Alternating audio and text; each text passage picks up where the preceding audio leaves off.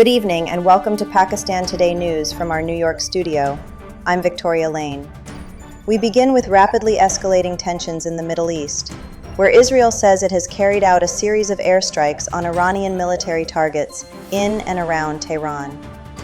According to Israeli claims, the strikes damaged weapon systems and defense infrastructure across multiple sites. In a parallel development, Iran's Islamic Revolutionary Guard Corps has denied any involvement in a reported drone attack on the United States Embassy in Riyadh, instead accusing Israel of orchestrating the incident. Meanwhile, in Lebanon, the United Nations reports that several peacekeepers have been wounded amid ongoing clashes between Israeli forces and Hezbollah fighters, as cross-border violence intensifies and fears of a wider regional war grow.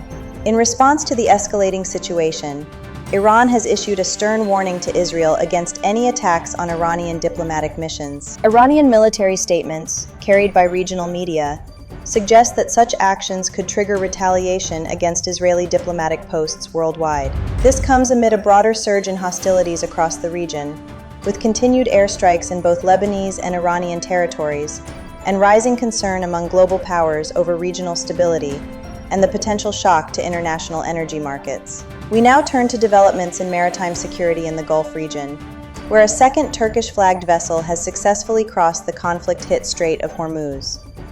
Turkey's Transport Minister Abdulkadir Uraloglu confirmed the passage, noting that out of 15 Turkish-owned ships originally waiting at the outbreak of hostilities on February 28th, only 2 have managed to transit the strategic waterway so far. The limited movement highlights continuing risks for global shipping lanes as tensions persist in one of the world's most critical energy corridors. Next, the Israeli military has confirmed that it struck multiple military sites in Tehran yesterday, targeting regime air defense systems, weapons research facilities, and ballistic missile storage locations. Israel has claimed the strikes hit key weapons production and research infrastructure, though it has not provided independent evidence. In response, Iran's National Air Defense reports it has downed more than 160 enemy drones, including Hermes and Lucas models, along with several advanced fighter jets. Brigadier General Alireza El-Hami stated that Iran's indigenous defense systems caused significant disruption and confusion for incoming forces. Now, for more on the regional security situation, we go live to Islamabad, where our correspondent Sarah William is covering the diplomatic and strategic implications of the escalation. Thank you, Victoria. The situation across the Middle East remains extremely volatile, with multiple fronts of confrontation stretching from Iran and Israel to Lebanon and key maritime routes like the Strait of Hormuz. Diplomatic channels are under immense pressure as governments attempt to prevent further escalation. Regional analysts here in Islamabad say the growing cycle of strikes and counterstrikes risks pulling in additional actors and destabilizing energy supplies worldwide. Officials are closely watching international responses, particularly from the United Nations and major global powers, as efforts to contain the crisis continue. Thank you to Sarah William reporting from Islamabad. Turning now to economic fallout from the conflict. Senegal has suspended all non-essential foreign travel for ministers and senior officials as rising global oil prices strain its national budget.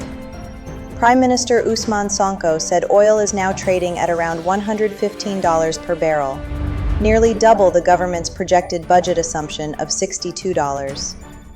He has canceled planned trips to Niger, Spain, and France, stressing that only essential travel will be permitted. Authorities across the region are now considering subsidies, fuel adjustments, and other economic measures to manage the mounting pressure on public finances. We now move to the United Nations Security Council, which remains divided over a Gulf Arab-backed proposal to reopen the Strait of Hormuz, a vital waterway responsible for roughly 1/5 of global oil and gas flows. Bahrain, supported by the United Arab Emirates and the United States, has introduced a draft resolution authorizing all defensive means to secure shipping routes. However, China, Russia, and France have raised objections to key provisions, forcing repeated postponements as diplomatic lobbying intensifies at the UN headquarters. And finally, in a related development, Iran has warned the United Nations Security Council against what it called provocative action over the Strait of Hormuz, saying such steps would further complicate an already fragile situation.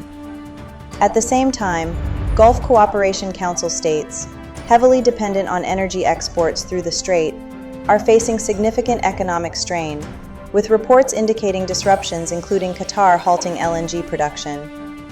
As divisions deepen, the Security Council remains split between restoring maritime security and avoiding further escalation in the region. That's all for now. You're watching Pakistan Today News. I'm Victoria Lane.